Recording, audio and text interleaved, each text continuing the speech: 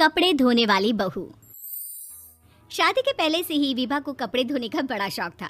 कभी नल के नीचे तो कभी तालाब के पास। अरे मेरी नीली वाली लुंगी नहीं दिख रही है।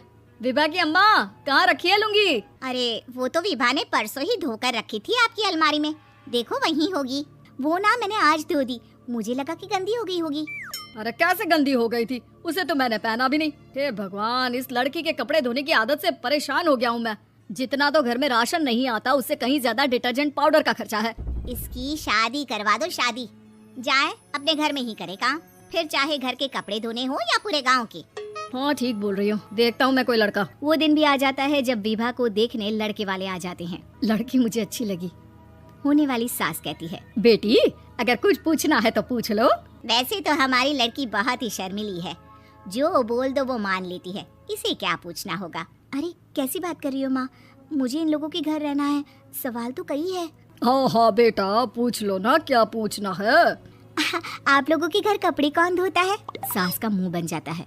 देखो अगर तुम ये कहना चाहती हो कि तुम्हें कपड़े धोने नहीं आते तो सुन लो, कपड़े मैं ही धोती हूँ, लेकिन तुम्हारे आ जाने के बाद मैं रुमाल तक नहीं धोऊंगी। अरे चुप रहना भाग्यवान, बहू बेचारी घर आई नहीं, उसे डराना शुरू कर दिया।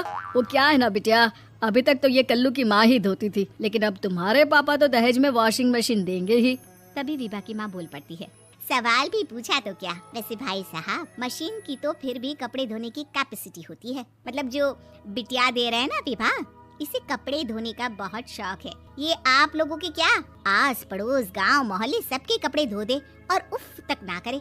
बाहर देखा नहीं आपने कितने कपड़े सूख रहे हैं, सब हमारी बिटिया ने ही तो धोए हैं। बस भी करो ना माँ, शर्म आ रही इतनी तारीफ सुनकर।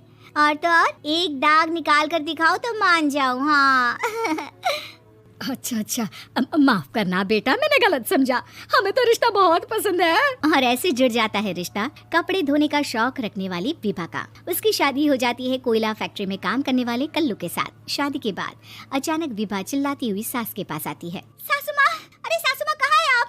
ये तो धोखा है, धोखा दिया आप लोगों ने मुझे। इसे ससुर के चक्कर के बारे में पता चल गया। अरे तो उसमें तुझे क्यों धोखा मिला है? अरे नल में पानी नहीं आता, कपड़े कैसे कब धुलेंगे? अच्छा तू पानी नहीं आ रहा उसकी बात कर रही है। तो आपने क्या सोचा? कुछ नहीं। अच्छा तेरी माँ ने कहा था कि कपड़े धोने का शौक है तुझे, याद आया मुझे। शौक बोलकर कपड़े धोने वाले मेरे जुनून को कम ना आके सासू माँ, कपड़ा धोना मेरा गुरूर है। तभी पति भी वहाँ आ जाता है। अभी मैंने इसे सनी देओल की फिल्म दिखाई है, उसी के डायलॉग मार रही है माँ। अच्छा सुन, साफ साफ बता रही हूँ, पानी सुबह 4 से 6 और शाम को 10 से 12 आता है, समझी? विभा टाइमिंग सुनकर हैरान हो जाती है। ये क्या भूतों का मोहल्ला है? सुबह 4 बजे उठकर कौन कपड़े धोता है? 4 बजे टंकी में पानी जाता है, फिर सारा दिन धोना ना, किसने मना किया? अरे कैसी बात कर रही है, 200 लीटर की टंकी में कितने कपड़े धो लूंगी मैं, सुबह ही उठ जाऊंगी मैं। अब क्या था, विभा सुबह 4 से लेकर रात के 12 बजे तक कपड़े ही धोती रहती। एक रोज सास पड़ोस से निकलकर कहीं जा रही होती है कि साथ वाली कहती है, हाँ कल्लू की माँ, जरा ये बताओ कि 2 साड़ी है, 2 ब्लाउज और एक पेटीकोट और एक नाड़े वाला लंबा कच्छा। हाँ तो? अरे तो क्या, कितना लोगी धुलाई ये बताओ। धोबन दिख रहे हैं हम क्या? हमारे पति सरकारी नौकरी से अभी रिटायर हुए हैं और बेटा सुपरवाइजर है कोयला फैक्ट्री में। धोबन समझ रखा है हमें? हाय रे कल्लू की अम्मा, माफ कर दो, वो तो मोहल्ले में यही सब बता रहे थे कि तुमने बहू को कपड़ा धुलवाने के काम में लगा दिया है। सास को पड़ोसन की बात सुनकर गुस्सा आ जाता है। वो घर पहुंचती है जहां घर के बाहर ही इतने सारे कपड़े सूख रहे होते हैं जितने कि किसी धोबन के घर पर। अरे ओ कल्लू की दुल्हन, बाहर निकल। माँ जी यहीं आ जाओ, बाथरूम में चादर धो रहे हैं हम। अरे अभी हम धोते हैं, तुमको बाहर निकलो। ये आस पड़ोस वाले बोल रहे हैं कि हम बहू से कपड़े धुलवा कर उसे कपड़ा धोने वाली बना दिए हैं। अरे छोड़ो ना माँ जी, किन लोगों की बातों में आती हो? आस पास के लोगों का तो काम ही होता है कि वो किसी तरह सास बहू को लड़ा दे। बहू सारे घर के कपड़े धोती है, ये क्या कम है? बोलिए। सास को भी लग जाता है कि वो बहू का ये सनकीपन नहीं छुड़वा सकती, इससे अच्छा है कि खुद ही चुप हो जाए। एक रोज सास और बहू मंदिर जाते हैं, जहाँ सास की साड़ी वहाँ खड़ी भीख मांगने वाली से मिलती है। माँ जी क्या बात है, आपकी साड़ी उस भिखारन से कितनी मिल रही है ना? हाँ देखो तो दोनों की साड़ी मिल रही है। क्या बात है कल्लू की अम्मा, तुम खुद को तो अफसर की बीवी बताती हो और ऐसी सिंपल सी प्लेन साड़ी पहनकर घूमती हो। सिंपल और प्लेन नहीं है ये साड़ी। तो क्या सोने के धागे से फूल बने हैं? कुछ भी सासू माँ, कुछ भी।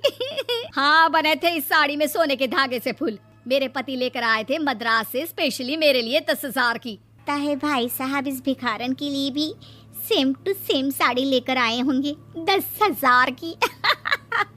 सास उस वक्त कुछ नहीं कहती, लेकिन बहू के साथ घर आती है और अलमारी से एल्बम निकाल कर लाती है। ये साड़ी देख रही है, ये वही साड़ी है जिसे मैंने अभी पहना था। इस साड़ी में ये जो चमकदार फूल दिख रहे हैं ना, ये सोने के धागों से काढ़े गए हैं। लेकिन तू लोकल वॉशिंग मशीन ब्रश से घिस घिस कर सारे फूलों को निकाल कर साड़ी प्लेन कर दी। मुझे माफ कर दीजिए सासू माँ। और तो और, जब मैंने तुझे तेरी गलती के लिए कुछ नहीं कहा, लेकिन तूने तो सबके सामने मेरा मजाक ही बना दिया। क्यों? बहू को समझ में आ जाता है कि अब से उसका कपड़े धोना बंद।